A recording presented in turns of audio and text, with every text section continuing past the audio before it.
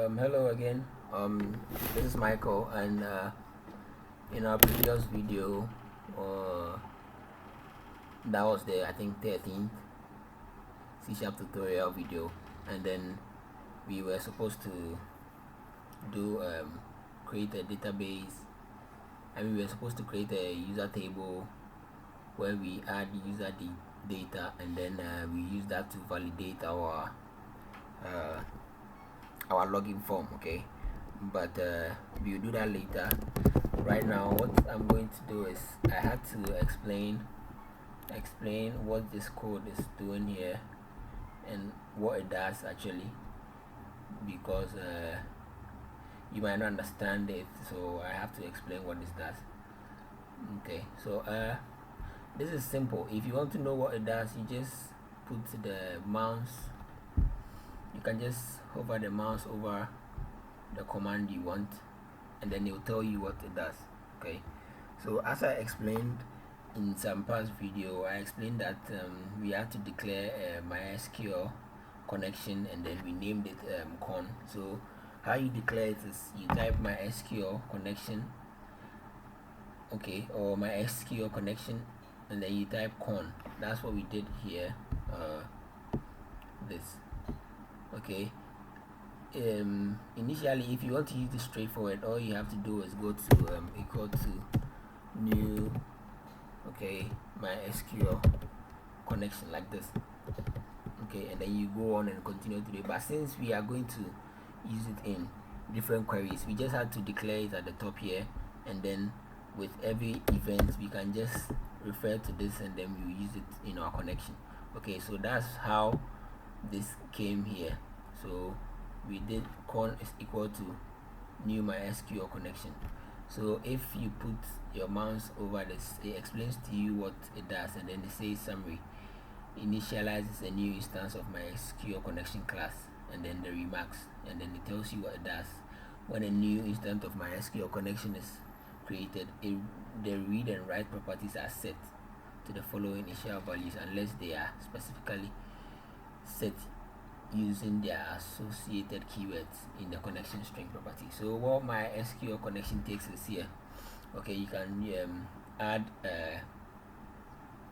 you can actually add a timeout, the database, the data source, server version, all that, but we didn't do that here, so it's just set to the initial values. Okay, so as the initial values are here, the connection string is empty, the connection timeout is set to 15, the database is empty, the data source is empty, and then the server version is also empty. Okay, so and in order for us to set that, when we go to the next line, let me read the last line here. You can change the value for these properties only by using the connection string property. Okay, so in order for us to change the properties as we read here, we had to change the connection string for the MySql connection. So as we've named it con. Now we want to change the properties for that, so we go to con dot connection string. We are changing the properties for that, and then we will set it to the connection string as we stated at the top here, and then for that we set the server, and then the database, the port, and then I think the password. Okay, so you will put the connection string here, and then meaning we've changed that. Okay, we can also change that for the database, the data source, and all that, the time, but we are not going to change it. We will just leave all of that what's in their initial value. The only one we change here is the connection string. Okay, so this is it. So, and then in order for you to write a query, okay, you have to open a connection string. So the best way to open this is you just type the name of the MySql connection, that's con.open. So after you've opened it, and then that's where you can start writing your code for your query, right? Okay, so what this next line does is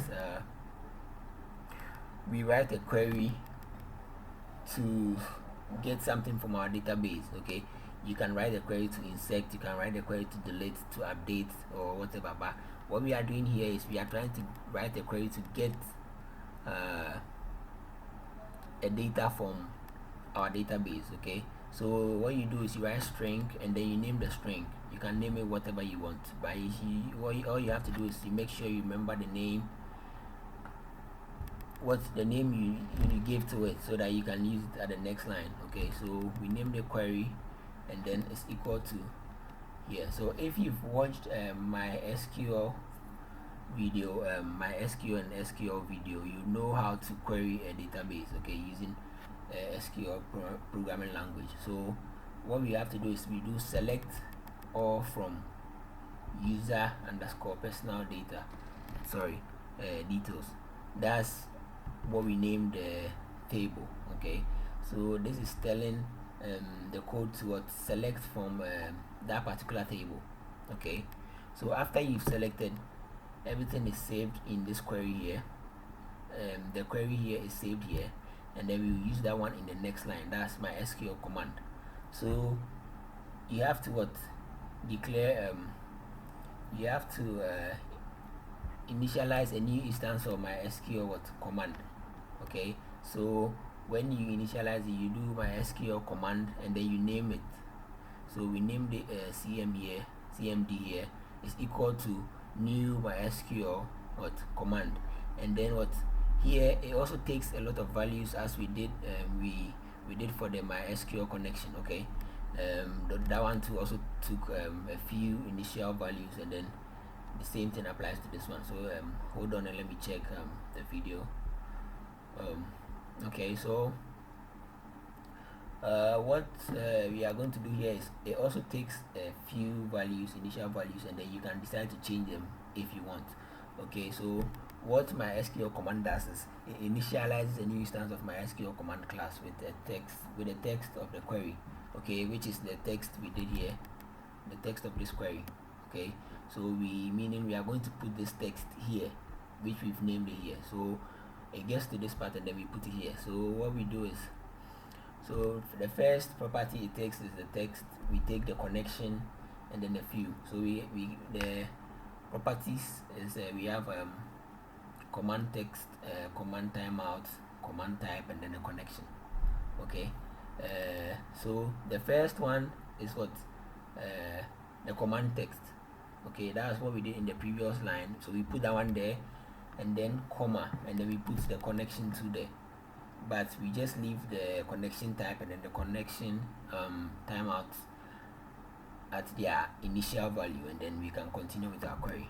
Okay, so we just go to the next line, and then we have what MySQL data reader. So I'll pause here and then I'll do that one in the next video. Okay, thank you very much.